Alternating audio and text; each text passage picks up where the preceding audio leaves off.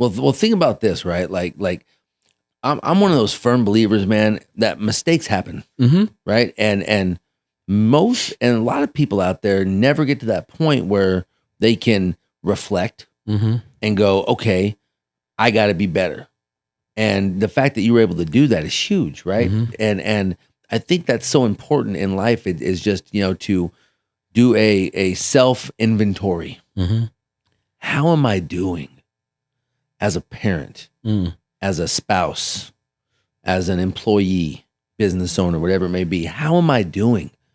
And a lot of people can sit there and make excuses and reasonings. Remember earlier I was talking about like, well, that's not going to work, or I can't change that, or I'm stuck in my ways. Or, well, this is how my dad was, and I'm the same way, and that's just the way it is. No, you say, how can I change the narrative?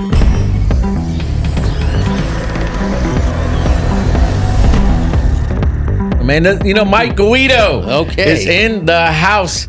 Sir, how are you doing, man? I'm great, man. It's a good day. It's a good day to be alive, man. Life is good, and just living off that positive vibe and good feelings. Man, you are always positive. I mean, your motivational Mondays. Yeah. Every time I see you somewhere, man, or just even when when our kids were taking your classes, man, it's just all day positive. Do you get tired of being positive? It's so funny, man. People always ask me that. And people, how do you get so positive?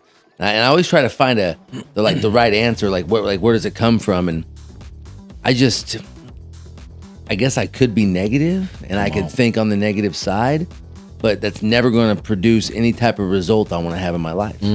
So I'm just like, and I'm not saying I have a perfect life. Yeah. But if things hit me and they're negative, and I learn how to block out things that are unneeded, and then address things properly. So I'm addressing things that maybe don't go my way, and I attack those things with a positive mindset. So I always form it in a form of a question, right? So let's say I'm coming up with a challenge, and instead of saying, "Oh, that won't work, I can't do that," I reverse it and I say, "Okay, how can I make that work?" I like that. And so then I just asked myself that question. I was doing it yesterday with some things we want to do in our karate school, and I'm like, man, I can't make that work. I started going down that negative thought for a split second. I go, whoa, back up. I go, okay, how can we make that work? And now the positive vibes started throwing. So, and that's just me on a daily, man. That's awesome, man. Because again, this is Mike Guido, owner, operator, CEO, master at Guido's Martial Arts here in Clovis, California, sir. Man, again, when my kids, all three of mine were in that, it's just you put out a vibe, it's not like you're just putting out to put it out, but again, it's more as an owner, as a, sensei, right? That's your title, or what is your official? I got a little higher title now. What is it? It's Shihan. Shihan. Okay, Yeah. Shihan. As Shihan, you got to lead by example. Right. Right. and doing so, it's not so much I got to do it because of the title, but it's just what you're living out. Like you said, you got to learn to face certain obstacles, accept them for what they are. But you know what? I'm not going to let it defeat me. I'm not going to go negative, But so in doing that, man, let's get behind the story of Guido's Martial Arts, man. When did it start? When did you know you're getting into that, that whole business, that whole, it's big. We were with you, when you were in that smaller building right next to it, but now you even kept that room and you've expanded. So let's kind of get into origins of you, Guido's Martial Arts. Yeah. So I started martial arts back in 86. So I've been doing it since then. And back then things were different, right? I started off in a small little garage karate school and then moved to a bigger school. And back then there was only like two main big karate schools. There was a spot called Way of Japan, and then there was Moore's Karate, and Moore's Karate is still around. And but I went on the Way of Japan side, hardcore, old school Shotokan karate. So if you ever watch a movie and you see those guys with the white gis on, and they're out there throwing strong punches, strong kicks, that's what we did. And we did that for a lot of years. And so I did that, got my black belt in Shotokan. It took me a long time. It took me about 13 years. Wow. And so I've been a black belt now for almost 23 years. So it's been a long time. And so, you look good for 90. Yeah, right. You know, you look really good. If I don't eat right, man, I feel it. If I don't eat right, I feel it. No, but you look good, man. Thanks, man. Yeah, I always tell people, man, karate makes you young. Mm-hmm. Dude, you look. How old are you? 43. Oh, you're good, man. Yeah, I'm good. I got plenty of time. So yeah, I was training, my entire. Most kids kind of diversify, and I tried wrestling a little bit and did a little bit of baseball, I think like in 5th grade, but I just kind of stuck with karate because I was just a short little fat kid, man. Mm-hmm. Didn't really have much else to do. And so I just stuck with it. And then, as a young adult in my 20s, I realized that, there was something missing. There was some cross training that I needed to start doing. So I started cross training, started learning from different masters in different styles, right? So now if you're familiar with martial arts, I started learning Kempo karate, started learning more Taekwondo, and really, and I started learning more Muay Thai. And kind of what happened was I'd go and I'd train with some people, I'd go get my butt kicked. Yeah. And I'd be like, oh man, I got to learn that. You know what I mean? Like I got gaps. Yeah. And so I'd learn and I'd train. And then I'd start filling the gaps in my own game, filling the gaps in my game. And really for a lot of years, I'd say probably the first 20 years of my martial arts career was really dialing in my fundamentals. And when you're looking at martial arts, man, you can, you could do fancy stuff. If you're looking at karate, you're doing jump kicks and spin kicks and all the fancy stuff. If you're looking at jujitsu, you've got, moves that are, fancy jumping arm bars and jump triangles and things like that, fancy heel hooks but I just worked on my fundamentals for a lot of years. And so I'd say about 12, 13 years ago, me and my original instructor, we opened up a school together. And it was kind of one of those things where, he was kind of like a father figure to me. He was older. He's like, look, man, we're going to build this school up and one day you're going to take over. And I was like, cool. All right. So we started doing that, man. We started out with like 3 students, built that thing up to at most, I think we were at a 125, 140, student count. And then it got to a point where we weren't in that great of a part of town. I wanted to cut, and we had a lot of vandalism happening to the building and just things weren't just flowing right. And nobody wants to bring their kids to a place that's, got a lot of, it's always getting vandalized. Yeah. So I was like, let's move to Clovis. Let's do this, let's do that. And he was like, and he kept, wanting to go a different route, and so we kind of just had a disagreement in vision.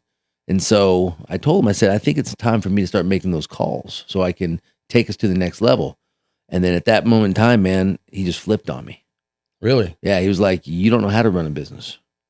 He goes, you're going to fail within 3 months, 6 months. He goes, you'll be done. You'll be out of business. You don't know what you're doing. And just flipped the script on me. So I was like, man, so I tried to work things out with him. We had a lot of conversations and he was just kind of stuck in his ways. You know what I mean? He's, and so I was like, all right, so it's time. My wife backed me up. And so in 2016, we opened up Guido's Martial Arts Academy. And the foundation behind what we do is a life skills based martial arts program. And so, here's why. So I'm a kid and I was an analyzer. So I'm just looking at the higher ranks. I'm looking at the black belts, and I'm noticing they were amazing black belts. Their physical prowess was just insane. But I'm looking, and after class, they're going outside and they're smoking cigarettes. I'm like, that doesn't seem right. As I got older in my 20s, I go to bars and they're at the bars getting just smashed drunk, beating up people. And I'm like, this just doesn't seem the way martial arts should be. And so I started analyzing. And then, as I'm going through life and I'm starting to analyze martial arts and starting to analyze myself, I realized that martial arts is more than just the kicks, the punches, the chokes, the throws, whatever it may be, the self-defenses, the pad work. There's we call it the do, which in Japanese means the way.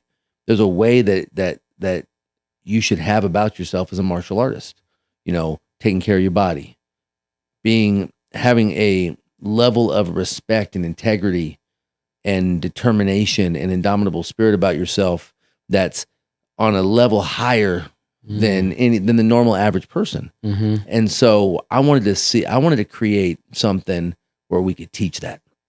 And that was like the foundation behind Guido's. And that was kind of like that difference of vision from my previous instructor. So we opened up Guido's, man. About 60 of those students that was training at the other school decided to come over with me.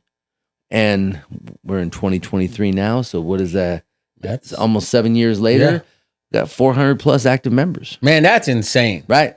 Good for you. Yeah. I mean, you talking about, I mean, obviously, I don't believe this is you. Like, oh, you proved them wrong. It's more of just you knew what you wanted and you went and got it. Because I love that mentality. I'll tell you kind of a side bar from mine. Because what you're saying is like, yeah, you have the successful business or you're working on it, but you said you're living two different lifestyles. You have to pick. You know, you can't just say, you know, I'm doing this, but outside of it, I'm a different guy. You know, it's like when people say don't meet your heroes, it's like, well, I'm so used to you seeing you this way, but to see you on the outs, it's like it's different because you're not the same. And I think what the show here has checked me because I was that guy, you know, putting out a great message, but I was a dirtbag outside of it, you know, and I love that mentality, man. Because again, this is one of the main reasons why I wanted to bring you on to tell that is because a lot of people want to know, you know, again, like I said before, we were talking the story behind the glory. That's my catchphrase on this pod,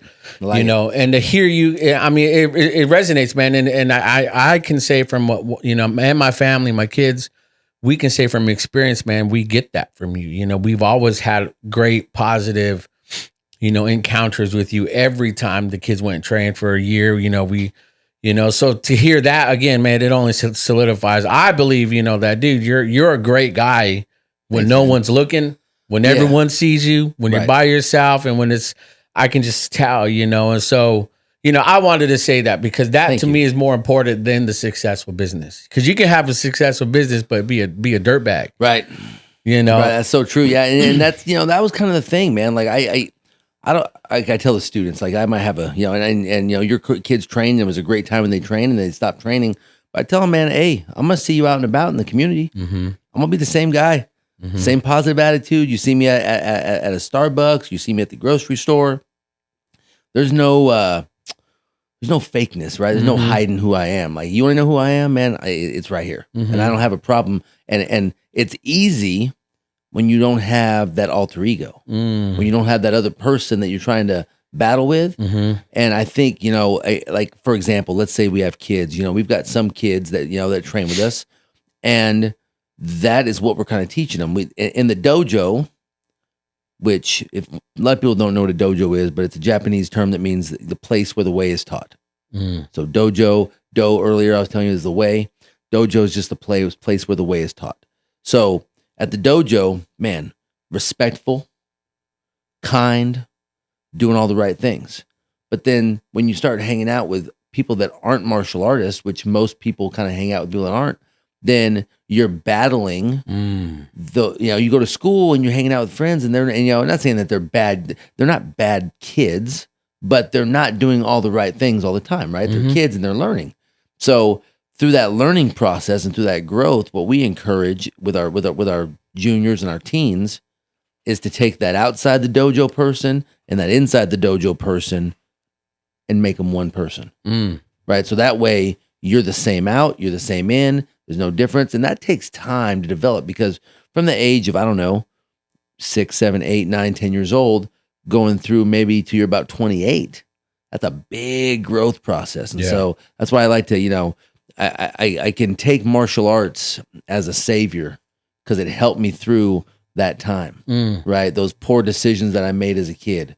When I say a kid, I'm talking early 20s, right? You know what I mean? You're still... You're a kid, right? You think you're grown, but you're not. You know, and you could say that when we're older now. You can go back and go, oh man, you know, at 15, I thought I knew everything, and at 22, I go, oh man, that guy was dumb at 15. And then at 40, you're like, oh my God, I was really dumb at 25. But same here, man. I look back, it's like I think the first time I really started noticing where I was actually matured, I was like 36. Yeah, right.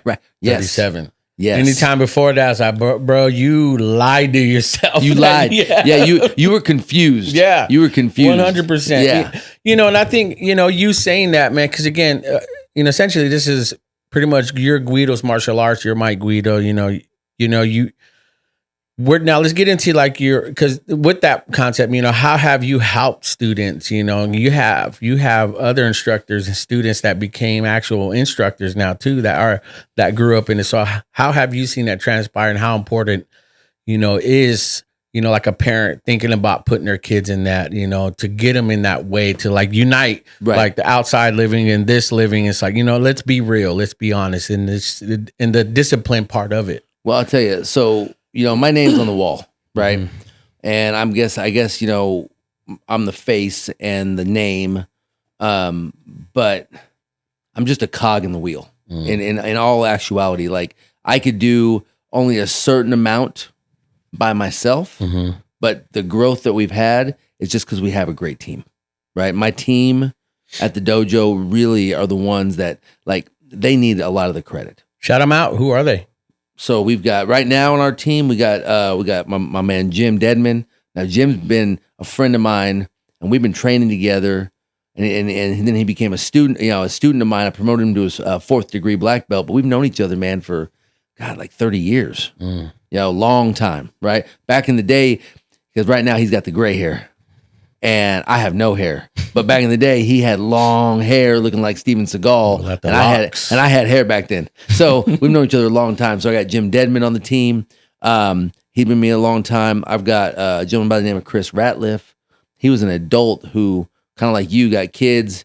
Daughter came in and started training, and he came into the dojo one day in his polo shirt, and he was like, "Oh, I used to train." I said, "Great, take your shoes off." And he's like, "Right now?" I go, "Take your shoes off, let's go." He came out there in his polo shirt and his jeans, started. He's one of my black belts. He's teaching for us now. Yeah. So I got him in there. I've got a young lady by the name of Donnelly. She's like 17, senior at Clovis High. Just phenomenal young lady, like personality. It's like if you got a daughter, you want her to be like this girl, because she's got the it factor. You know what I mean? She's nice, she's sweet, she's funny, she's goofy, she's serious when she needs to be. So I got Donnelly in there. I got a young, I guess she's a young lady, younger than me, but she's like 30 or something. But her name's Danae. She just joined our team, brand new, and so she's killing it. And then my man Alan Renabato, he's my assistant manager. Okay, he's my full-time guy. So he's been with me since he was like 10. Wow, he's 18 now, and he is our full-time. He's a full-time instructor. This is what he does for a living. Nice. So full-time, 40 hours a week. He's the assistant manager. So when I'm not there, he's there holding it down. And that's just the instructors. Then in our office staff, we've got Marissa and Bianca. Those are our two, like our office manager and our assistant office manager. And they do like program directing, and they handle a lot of the marketing stuff that we do. And then my wife, she's our general manager, and she's great. My wife's great. I can go on about her forever. That might be another podcast. Yeah, but so we've got a really good team, man. From my wife running the show outside the mat, like she runs the tile, I run the inside, and then everybody else, man, we all kind of flow together, and it's a really good vibe. Like right now, we got a really good crew working, and then we've got our teacher and training students. So I'll give you the breakdown. So let's say Susie wants to bring her son Johnny. We'll call him Johnny. Johnny into karate, start training. So he starts training, starts feeling it, starts to enjoy this karate thing. And then we have upgraded programs you can get into. So we have something called the Black Belt Club. The Black Belt Club is where you come to extra classes during the week. You learn weapons. You have certain camps that are specific to this grouping of people who've kind of made a commitment to stick with karate and get the black belt. Well, once you're in that grouping, well, then it opens up doors for our teacher and training program. So let's say you want to be in a leadership program and learn how to lead, learn how to assist in classes. That's where we find the next generation of instructors. And so my main job now is guiding our staff, guiding our team, and then in turn, guiding those up and coming instructors that are going to be coming up through the ranks over the next 5, 10, 15, 20 years. Wow. Yeah. I mean, again, you're stacked, I like, again, I feel like from when we were there and we were taking the kids, man, again, man, I think your team is a reflection of your leadership and your quality. And that's important, super important, because how you lead is how they follow, man. And how you You know, how much you challenge yourself is how much they'll challenge themselves, you know. And Right. so how important, you know, for Guidos and, you know, for the community, man, you know, it's not so much how important, but what has been the impact that you've heard from family members, friends, or people that have come and, you know, really experienced Guido's martial arts? You know, I think that so I'm a firm believer that every single person on this planet needs to train in martial arts at some point in time in their life, right? How long they train, that's a personal preference. But at least go into your life and go, hey, you know what? I trained in martial arts for a while, because during that time when you're training, magical things happen. And I'm gonna kind of break that down. And then and listen, I'm not gonna sit here and say we're the only martial arts school that does this. And I don't really know what happens at other schools. We kind of pay attention to what we're doing. Yeah. But I'm sure that we're not the only shop in town. We're not the only place. But and what we do is when a student comes in, we touch on 4 major areas of growth: physical, intellectual, emotional, and social.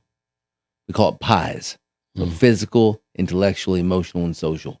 And so those different stages of development is everything that we work on. So for example, if you're, I don't care what age you are, if you're a young kid, maybe you're an adult, and you want to get your body moving, more flexible, stronger, left brain, right brain, you know what I mean? Right side, left side, agility. Martial arts handles all of that. And so from the physical side, you're going to learn that. From the intellectual side, you're learning how to take direction. So like say a parent comes in, brings their kid in, we're teaching them how to follow 3-step, 4-step, 5-step directions. And and it sounds easy, but it's a challenge, right? You know, I give a combo, and you know, let's say it's a sparring combination, and the kid's got to memorize those moves and then apply force to it, and then apply accuracy, and then apply speed, and then apply timing. Those things do something special to the brain, helps develop it. And so now when that child's going to school, well, guess what? They start to pick things up a little bit easier, start to pick things up a little bit quicker, right? Emotional. Bottom line is, man, we don't give nothing away in our school. So when you get a new belt, it's an earned thing, right? It's not like, hey, man, you know, I like you, or you've put in enough time.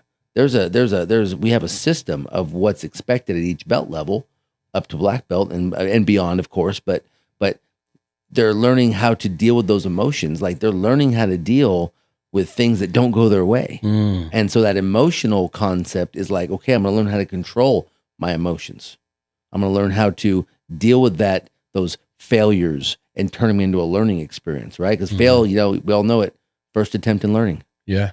And so they're learning that. And then of course the social aspect, being around people that are not rude and disrespectful. You're around people that are on the same mission. So you're hitting all these different aspects. And so over the years, you know, we've had parents that have kept their kids in the program. And listen, I'm a firm believer. It's bottom line is kids don't quit, parents do, right?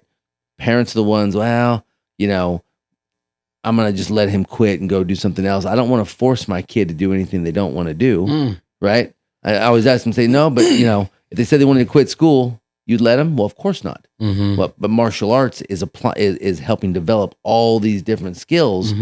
So we've had parents come and they're like, look, we're trusting in the process. And at the end of the day, 4, 5, 6 years later, these kids get their black belt and they're like, parents are like, they're changed forever. They're different. They have these intangibles that you might learn them through the process by the time maybe you're 40, 45. Yeah. But now we're arming these young people with these intangibles that when they're 18 and they go out to maybe college or they go out to get a job, they have an unfair advantage over the average kid or the average adult. They're going to walk into a job interview, look that person in the eye, because most kids, what are they used to now? Taking out their phone and texting. No, we work on eye contact. We work on communication. And so they're going to look that boss in the eye, and that boss is going to go, you know what? something about this person. And they're going to have an aura about them that isn't explained until they start to get to know them a little bit better. And that kid's going to go, yeah, black belt in martial arts. Oh, no wonder. Yeah, that makes sense. It makes sense. Yeah. And I've had that personally, happen to me before too. Like I ran into a guy one day and it was a unique situation. He's like, what do you do, man? I was like, why? He goes, just something about you. I teach martial arts for a living. He goes, that makes sense. Yeah. And he just walked off. And I was like, okay. But it kind of struck me a little different. But now I see that with our students. And I go, and it makes sense.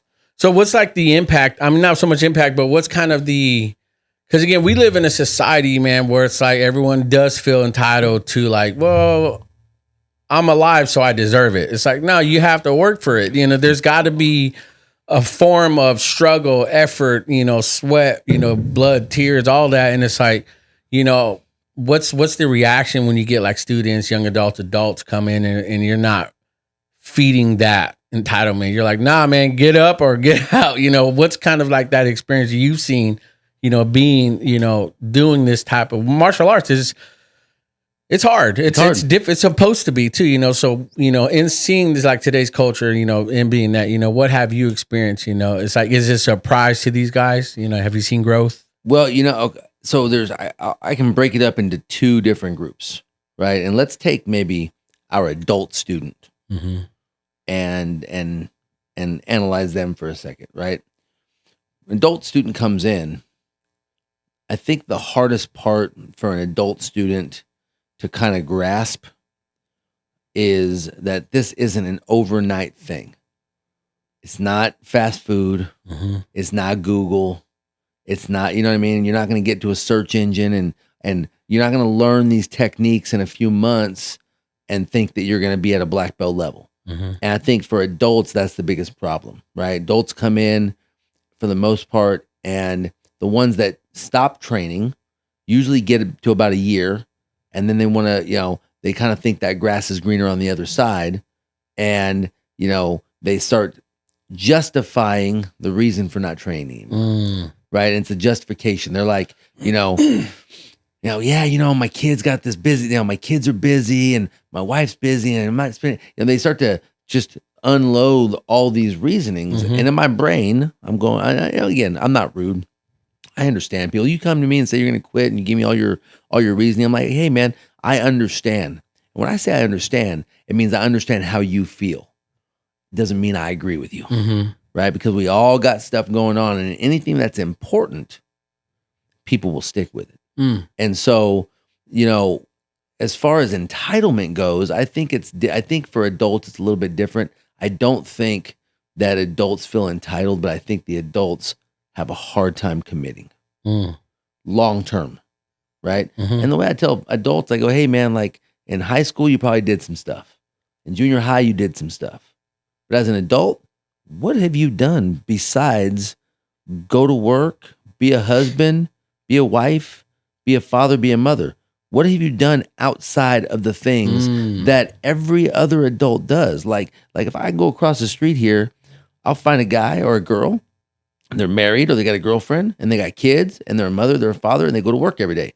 Congratulations, you are an American. You pay your taxes.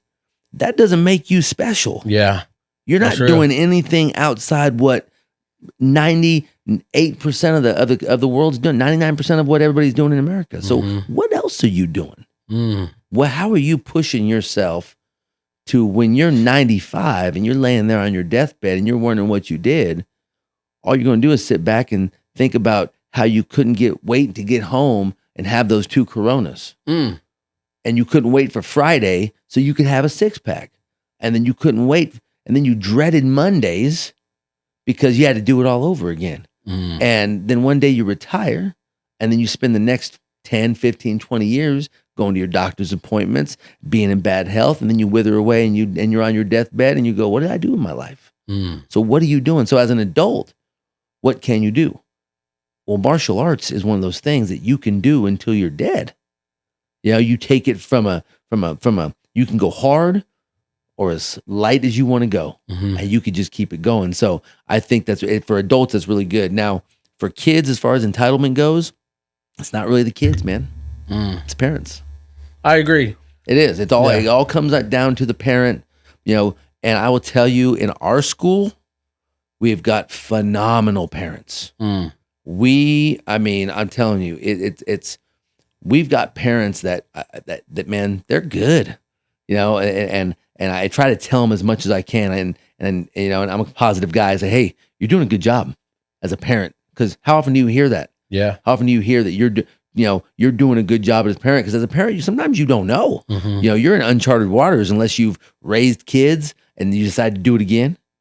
You don't know. Like, this is uncharted territory for you. And so I tell parents, like, the ones that are actively keeping their kids involved in a positive activity, the parents that are, having those important, difficult conversations, and the parents that are not giving their kids stuff, right? Teach them how to earn and how to work for things. Those parents, I tell you, we have a lot of those at our karate school. So I don't, and the ones that don't, I'm gonna be honest, man, I have a conversation with them. Because at the end of the day, if I have a parent that comes in and they're kind of feeling that entitled thing and their kids kind of feel that, we'll have a conversation, and it'll be a difficult conversation, but I'm okay having those. Yeah. It doesn't bother me. I'm okay sitting a parent down and saying, look, man, I really, out of all my years of experience, I've been doing this all my life, I really feel like you're making a mistake. And I'll explain to them why. And at the end of the day, we can agree to disagree, or sometimes parents go, you know what? I didn't think of it that way. And, but at the end of the day, I want to make sure that I can give the students and the parents as much experience and as much wisdom that I've gained over the years, and give that to them. And so, we're fortunate, man. We're lucky. Our school is just loaded with parents that are on the board to keep their kids involved in a positive activity and have positive life mentors in their life, which at the end of the day, we're not just teachers in karate. We're life coaches. Yeah. And so that works really well. And the parents, I mean, they love it. They support it. They're behind us. And I just can't talk, but good things about them. Yeah, I mean, you saying there's a lot to dissect there, because again, when you talked about, you have to, it's a lifestyle, man. It becomes, because again, a lot of, like you said, you look at the parents. It's it's not so much I blame them. No, it stems from the parents. They pull out, because when we had our kids in there, we told them commit to a year, right? Commitment. Don't quit. Don't miss out on the classes. Nothing, man. We made sure we went. But again, I wanted to give them a decision to choose to go through it or not, and so where I see that as, man, when you have parents that are undisciplined, that live unhealthy, like you gave a whole scenario of, like, you work, you go, you get the 6-pack Friday, and it's like you develop 15, 20, 30 years of this unhealthy lifestyle, to undo it. It's going to take some time still. Right. It's not like you could just flip a switch. And some people may or can do that, but again, it's a lot of undoing. So you got to be careful when, my kids are at that age where they soak it all in, We have those conversations. Like, my kids are very aware. Me and Laura communicate with them as adults, young adults, so like, look, man, use your brain, common sense, respect, and then a lot of stems from their experience when they were in your school, man. And, again, when I hear that, it all, again, it just screams discipline, self-discipline to you. Cause as a father, there's things that my dad showed me, inadvertently, or that he didn't know he was teaching me. Yeah. And I took that as, well, I guess that's the way I'm supposed to be, or that's the way I am. So now that I have my son, we have our daughters, I'm very careful. We'll put on what we put on them, and how I am, how I act. Cause again, it's more than just a business, or a life or a production or a podcast, man. They see it, they glean, and when we as parents, we don't know, until we get older, we're like, well, now you understand the term, man, you acting just like your dad. You acting just like your mom. Right. And you're like, I don't know if that's a good thing or a bad thing, man. But again, that's what I've learned, especially as a father, man. Because I had to undo, especially when I got sick, man. Especially when I was down and out. Yeah. A lot of reflection on how bad of a father I was, And it's not so much bad as shit. I don't know what to call it, man. I just wasn't leading by example. Well, think about this, right? Like I'm one of those firm believers, man, that mistakes happen, right? And a lot of people out there never get to that point where they can reflect and go, okay, I got to be better. And the fact that you were able to do that is huge, right? And I think that's so important in life. It is just, to do a self inventory. How am I doing as a parent, as a spouse, as an employee, business owner, whatever it may be? How am I doing? And a lot of people can sit there and make excuses and reasonings. Remember earlier, I was talking about like, well, that's not going to work, or I can't change that, or I'm stuck in my ways. Yeah. Or, well, this is how my dad was, and I'm the same way, and that's just the way it is. No, you say, how can I change the narrative? Right? How can I change? And I think that's cool that you did that. The fact that you, were able to reflect, because you're kind of on your deathbed. Yeah. And you're blinking and you're going, wait a second, man. I could be gone. I did die, man. Yeah. They brought me back. But how long were you out? It was quick. I don't remember how long after, but they just when I woke up, they were like smacking me. We need you to respond. When they got it, they put, I forget just the hydroflow. They were pumping me full of like oxygen, man. And I couldn't. Yeah. I thought I passed out, but I don't remember anything. I don't know how long, man, but then once they got me back, they put me in under oxygen, 99%. Ooh. I couldn't breathe on my own, And so again, after that, there was a lot of just thoughts, a lot of things are like, again, one example I feel like is always going to be burned in my head. I was working, I was on my grind, I was hustling, getting clients, and my son comes in trying to show me something he made. And it's like the outer body experience. I look, Dad, I'm like, oh, that's cool, man. And look, and I was like, dude, not right now. I'm busy. And subconsciously, I can see myself. It's like the It's a Wonderful Life. It's like, dude, he's right there. And he walks away just sad. Yeah. I'm like, oh, I would give that. I want that back, but obviously that moment. But so again, it made me very aware, and so, and again, with, really kind of get back, to Guido's martial arts, because I feel like that's what you're teaching, man. Because these adults, you get these, I know, because when I was sitting there, my wife would go, and we're listening to you, and we're watching. We're like, man, I wish I would taught that, as a kid. Yeah. Well, so every class we have something called the mat chat. Every class, I don't care if it's teens class, adults class. There's some type of, we call it a mat chat. But and we have a full curriculum that we teach of life skills. So, for example, like this week, we're learning about conflict avoidance. And so we're teaching kids like, hey, do you know what conflict is? And 90% of them like, I don't know what that big word is. So we teach them what conflict is. Do you want conflict? Well, they look at you like, well, no. Well, do you know that that's probably going to come your way? And when that does, do you know how to deal with it? And of course, they're looking at me like a deer in the headlights, like, I have no idea how to deal with it. Well, cool. I got a way to teach you. So our instructors, every class we're working on it. So the next month or so, we're teaching them how to avoid conflict. So they go to school and they get a situation, let's say your son, goes to school, he's on a playground, gets slapped upside his head by some guy, or a guy takes his hat and flips it off his head. What do? Just because you can punch the guy in the mouth doesn't mean you should. Yeah. You and I go out, to down to the street and go have lunch, and some guy gets up in our face. Well, I can definitely handle a situation. Yeah, I pity the first person that really pushes Mike Guido's button. But you know what I mean? Like that's it's not a problem. Yeah. But like at the end of the day, the strongest person in the room is the one who has the most self-control. That's real. It's not the guy who can throw the best punch or do the best takedown. It's the person who has the most self-control. How do you figure out a way to not fight? Because in the day, was your life in danger? No. When your life's in danger, all bets are off. Right? You draw a line in the sand, and for me, I'm 100% against fighting. But when I ever step across that line, I am 100% for it. And it's because my life or my family's life is in danger. And once I cross that line, the line's been crossed. It's self-defense time, right? Because my life's in danger. But if somebody flips your hat off your head, someone says something mean to you, even if a guy gets in your face, man, he's pointing his finger at you and he's, dropping curse words at you and he's saying something about your wife. And somebody says something about your wife, you can say anything you want about my wife.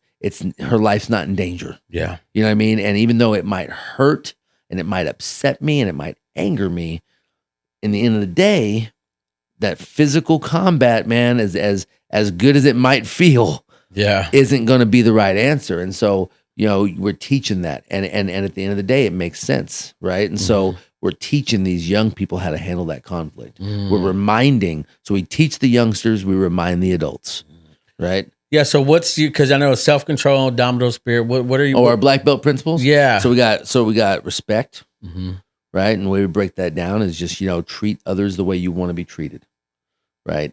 And giving that, showing that to people through your actions. We've got courtesy. Just be freaking nice. Like you don't need to be rude to people. There's really no need for that. You don't need to be sarcastic. Yeah. You just don't need to be that guy or that girl. There's no positive, repercussions from that. We teach discipline. And a lot of people, they mix up discipline with consequences. Consequences is kind of like punishment. Yeah. Right. That whooping. Right, getting that whooping. Discipline is a teaching concept. Come on. Basically, the way I break it down, specifically self-discipline, is doing what you need to do, even if you don't want to. Doing what you need to do, even if you don't want to. Like, there's days when, as adults, we don't want to do what we need to do. And that's a normal feeling. I tell kids, I said, Mom asked you to take out the trash. Do you want to do it? Well, no. I said, I get you. I don't either. When it's trash day and it's raining, I don't want to go outside and take the trash out. I don't want to do that, but I don't have to want to do it. I just got to go do it. So, but you have to teach that, right? Because then eventually what happens is you got 20-year-olds, 22-year-olds, they don't want to go to work. Guess what? They don't go to work. Yeah. and the concept is foreign to me, but I hear that a lot, right? Yeah. So we got respect, courtesy, self-discipline. We got self-control, right? That's one of my favorite ones, right? So being able to control yourself from using your fists, saying the wrong thing, right? I think the biggest power we have as humans is the power we have to control what we do. And so, but again, it's not a natural process. It's learned, right? Integrity, the way we break that down is do the right thing the right way when no one is watching. The right thing the right way when no one is watching. And the thing is, like, you could be perfect when mom and dad are around. You can be perfect in front of the principal at school.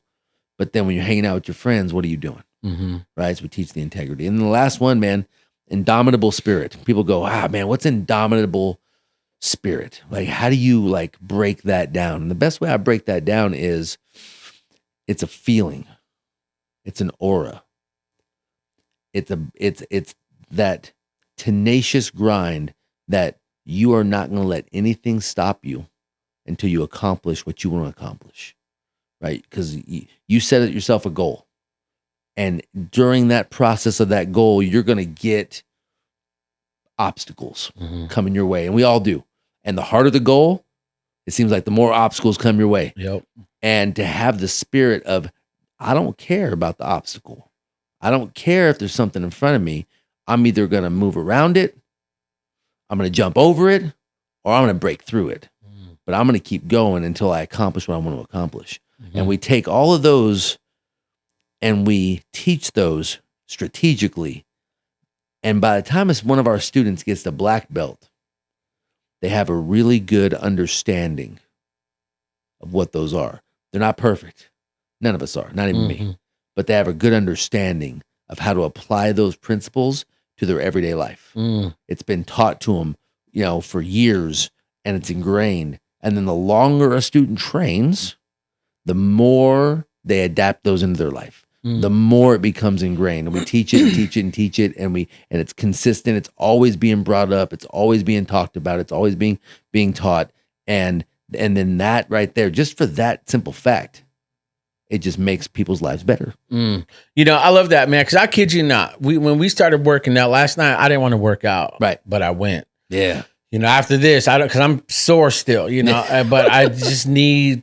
You know, my whole goal is to get strong, get my strength back. You know, but I kid you not, man. There are times where we went to go work out, and I'm in bed or I'm chilling on the couch. I'm done doing my thing, and I think about your black belt principles. I really do. Yeah. I genuinely because I remember them saying it, them doing it. I was like, I gotta be disciplined, man. I gotta have that, you know, especially when it comes to self-control. I'm a guy that I used to blurt and just be that guy. Yeah. You know, because that's just the way I grew up in the streets. I grew up around the hood, around people. All my buddies were all like that. You know, we try to push the envelope on each other, you know. Yeah. And I've been there. I know. As a young person, same thing. Yeah. Same exact thing. You know, trust me. It took me a long time to get to be who the guy I am today. Yeah. You know, and say, but you remind yourself. Yeah.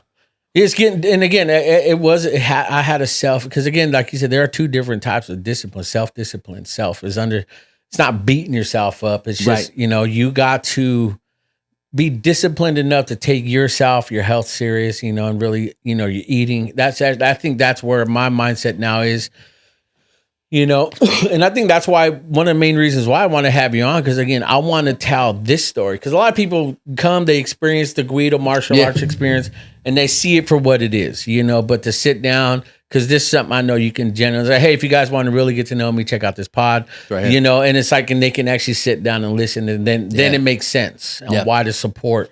Because my podcast here is essentially I want to support the local businesses, artists, content creators, people that are local, family businesses that, you know, because it's important to me to give that back to the community here in the Central Valley, man, because again, more content for you, better business for you, man. And it's not just going to a box company or just somebody's like just a chain of names and all that, you know. So Still Here podcast is that, you know. So and I appreciate that, man, because like I'm a busy guy. You are. And we've been planning this since November. I know. And I'm like, I got to figure out a time slot to get in here, make this happen, you know, be with you and hang out. And yeah, I'm really honored that you had me here, man. This is a really, and it's a cool platform, man. And plus your studio's legit.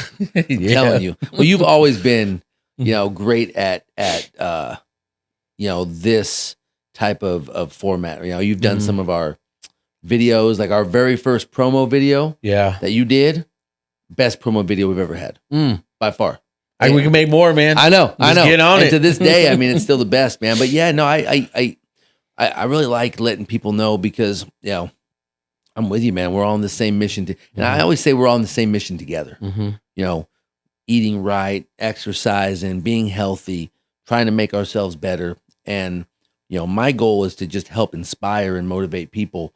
And just know that I'm grinding with you. Like, you know, the only difference between me and anybody else is just that I've been doing this martial arts thing for a long time, and I've probably made every mistake that almost everybody up to my age has made. So I tell, you know, like teenager, I don't want to tell you, sir, what happened. I did something. I'm like, dude, I've been there. I've done it. Like, whatever you're going to tell me, I've probably done it. You know, I get a 20-year-old, same thing, a 30-year-old. I get parents, because all our kids are old. You know, my youngest is Monday, she'll be 23. So I've been down there. I've made those mistakes. I've been in your shoes where my son shows me something and I'm too busy to look at it. I've been there. I've done it. So, you know, it just I've had those experiences, and so now I can reflect on those and give some advice and inspire others based off the mistakes that I've made. And guess what? 20 years from now, I'll be able to tell that 40-year-old guy, hey, man, listen, I remember when I was 40, you know, and hopefully by then I won't have made as many mistakes as I made in my first 20 years of adulthood, you know, and then into my second, you know, 20 years. So, but yeah, that's the mission, man. The mission is just, you know, helping people, serving. You know, one of the things I just want to give a shout out, you know, I'm a member of the Clovis Rotary Club here in town. Okay. And we're a service club, you know, and that's what we do. We help people. We serve people. You know, during the Christmas time, we do the food baskets. I'm not sure you ever heard that, but we do it's 500 food baskets. Wow. Okay. Yeah, we go out to PR Farms. My man Pat Riccuti owns that place, and really great spot. It's you've heard of Enzo's Table. Mm-hmm. Yeah, he owns all that. Oh, okay. Yeah, so out there on Willow and I believe it's Willow and Shepherd. Yeah, way. I know. What you're way talking out about. there. Yeah. So at PR Farms every year during Christmas time, we the community comes together. We gather up all this food, and we gather the food, and we work in conjunction with Clovis PD, and we have volunteers from the school district. We've got soccer teams come out there. We have interact clubs in all the different high schools, and there's probably 200 something people out there piecing together all these food baskets, and then we've got cars that come in and we distribute that. So and why do we do that? Because it's just the right thing to do. That's know what I mean, like serving people and helping people. So for me, like I've been down, like I'll get mine, right? If I want something to where I feel good about me, I do things every day for myself. I go to the gym for nobody else but me. I don't do it for my wife. I don't do it for my kids, my grandkids. I go to the gym for me. That's my me time, right? I go and I train. And when I train for me. So I have that time to make me feel good about me being me and have my me time, right? But the majority of my time is how can I help you? How can I serve you? And so I put that time into our team. I put that time into our students, into the parents. If somebody needs something from me, look, man, this thing goes off all the time, man. You just call me, text me, whatever you need. I got you, So that's kind of like my mission in life. So if people want to know, like, what's Mike Guido really about? You bring me on this podcast. I'm just here to inspire and help people, right? I'm gonna do my thing and make sure I feel good and train and kick and punch and grapple and all that. I do it all the different. We have a jiu-jitsu program at our school now, which is pretty cool. So now we're diving into Brazilian jiu-jitsu, and so for me, it's me training is for me. And then everything else I do is for everybody else out there. And my wife is kind enough to share me with the world, except on Sundays. That's nice. Sundays is our we have two things we do every single week. Me and my wife. Number one, we go on date night at least one night. It could be a date lunch if things are a little bit crazy, but once a week we have date night, just her and I. And Sundays are our day to kick it with each other, whether we go to Costco or hang out, watch football, or whatever it may be. Or you've been going to a lot of games too. I'm diehard Niner fan, man. Dude, Niners, man. I'm not hating all day. Yeah, diehard. But I'm a diehard Niner fan, but a huge Tom Brady fan, based off of Hey, man, look, if you can say what you want about the dude. He's 45, playing football, and this podcast will go on for years, and we don't know what he's going to be doing. But if you're playing football at 45 at a high level and you can still make it to the playoffs somehow, you're doing something right. Yeah. So I do all the TB12 stuff, man. I need to get into that. I'm telling you, man. I took his shopping list, and those are the foods I eat, and I'm working on making sure I don't eat foods that flame up my joints in my body. I got my water intake, constantly. Supplements as far as herbs and things that are going to make my body do what I need it to do as I age. So yeah. You got a lot because I feel like your Guido's martial arts, man, I feel like it hasn't really hit its full potential, because I feel like you're still, there's so much to grow. There's so many possibilities for you. And, especially for here in the Central Valley, it's like you got some crazy potential, man. I think you're hitting that stride. What you're doing there is just awesome. Like you said, you're involved in the community. It's just not, hey, I'm here to get mine and make money. No, I really want to now give back into the community, put back into it. So that's one thing I love and respect about what you're doing.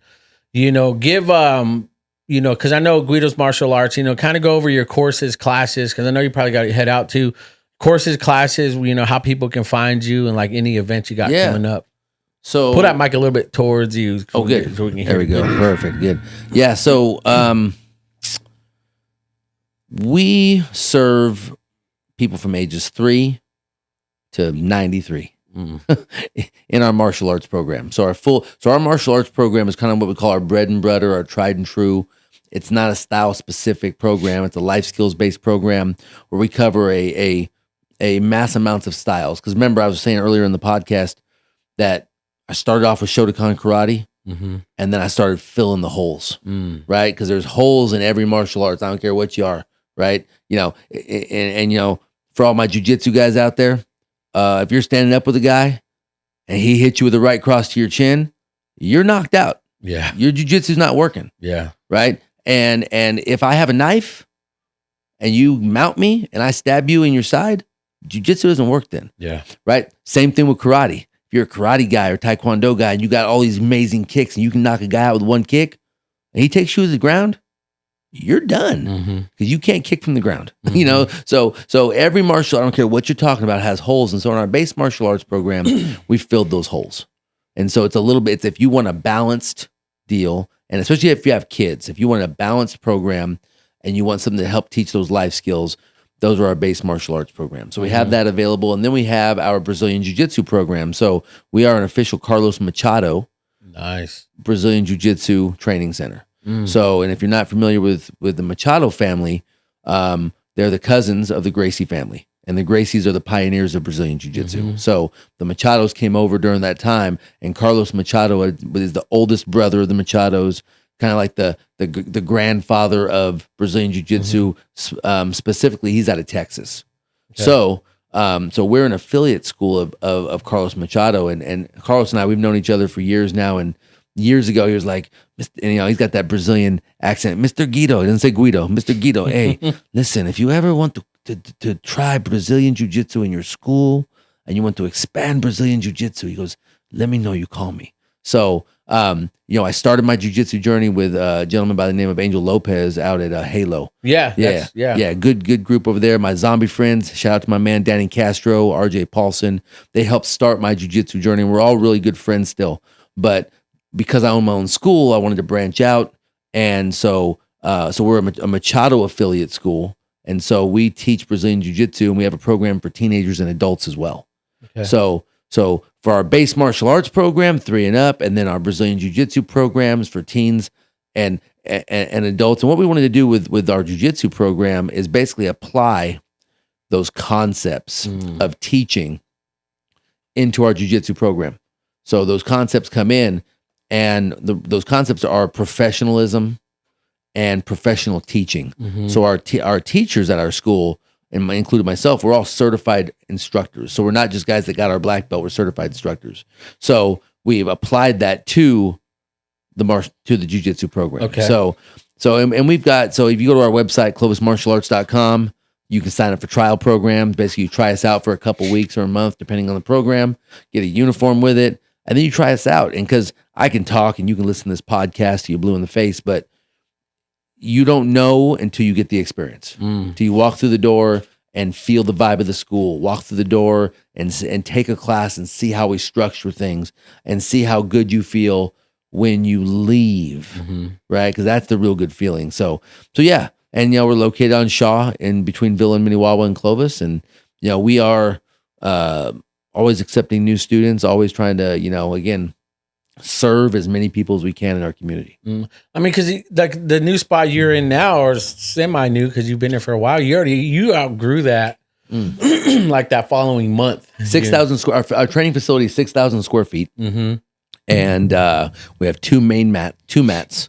So one mat is we have what we call a main mat. It's probably like 2,500 square foot on just the mat space, and then we've got about 1,000 square foot of mat space on the other side, and the rest of the area is all parent seating. Yeah. So or spectator seating. So we want to make sure we have enough seating for our parents to come and enjoy the process of watching their kids, or if you have friends come, or if you have or even the kids watching the adults train, right? So we want to have that seating available. We got a little coffee bar around the corner. So if you want to come in after a long day's work and you want to have a little cup of coffee, we've got a little coffee bar set up, and we try to make things very nice in our school. It's we try to make sure we're the friendliest place in town, we're the cleanest place in town, and we try to make sure that we offer great classes all the time. That's cool. Any events you got coming up? I know you have something in March, right? Yeah, March 18th. We got the Guido Spring Showdown martial arts tournament. Imagine Karate Kid in real life. Where at? Where's that being It's held? at Clovis East High School. Okay. Yeah, we're the only martial arts tournament held in Clovis. Okay. As of right now, so we it's our second annual. I've been competing in martial arts tournaments since I was a kid, and we had a vision of making a tournament that was ran very smooth, made sure the judging was fair, make sure that the competitors as well as the parents have a great experience. And so basically I've took everything that I loved about any martial arts tournament that I've ever been to and that my team's ever been to, and we took all this and we took out all the stuff that we hated.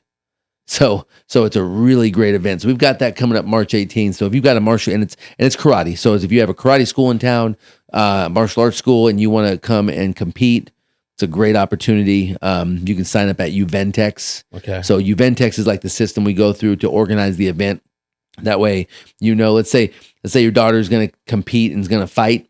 It'll tell you, hey, she's fighting around 11:30. And so that way you're not getting up at 6, getting there at 9 when it starts, even though she doesn't compete till 11:30. Yeah. So you're going to know about the round around about what time she competes, and we're pretty right on with those times, and give or take 20 minutes or so. So that way you're not spending your whole day. That was the biggest thing about some karate tournaments. You sit around all day and wait for that 2 or 4 minutes of glory, and then you're done. So we want to make it a really good experience, good feel good. We're going to have a local good friends of mine. They have a barbecue sauce company. It's called Luke's Number One, and I'm telling you, Are they local too? Local. Okay. And hey, this is the best barbecue sauce and marinade that you're going to taste. And they're going to be at our event doing either tri-tip sandwiches or pulled pork sandwiches, and you come get to try Luke's Number One. I'm telling you, it's great. They got a rub and they got a barbecue sauce. And I'm not supposed to eat sugar, but if I'm going to eat sugar, it has to. It's going to be that.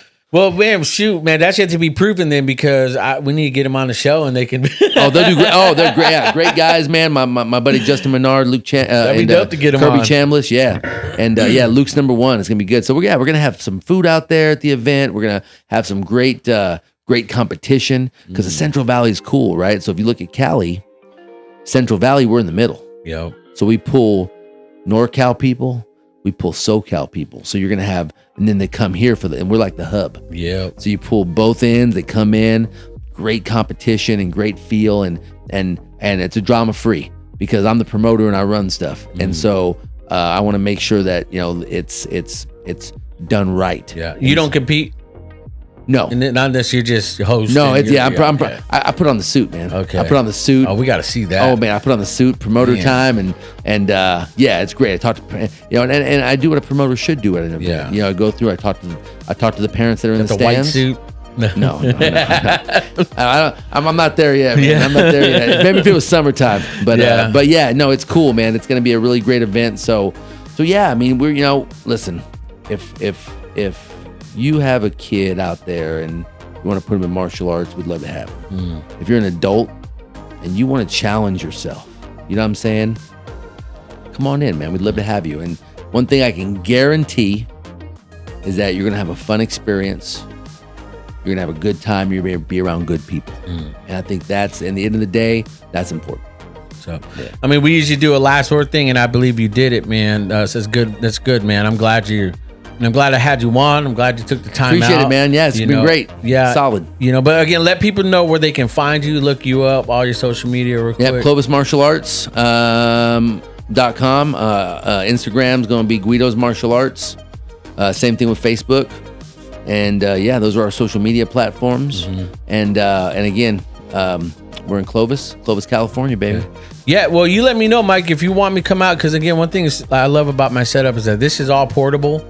Like what you see right here is in that box right behind me, man. Okay. And we can take this podcast anywhere and still have the same quality, man. So you let me know what you need.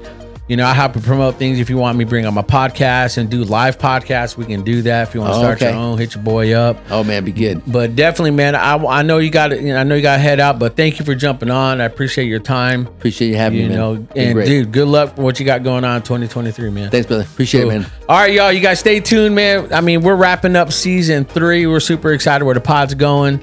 I'll see you guys in the next one. Peace.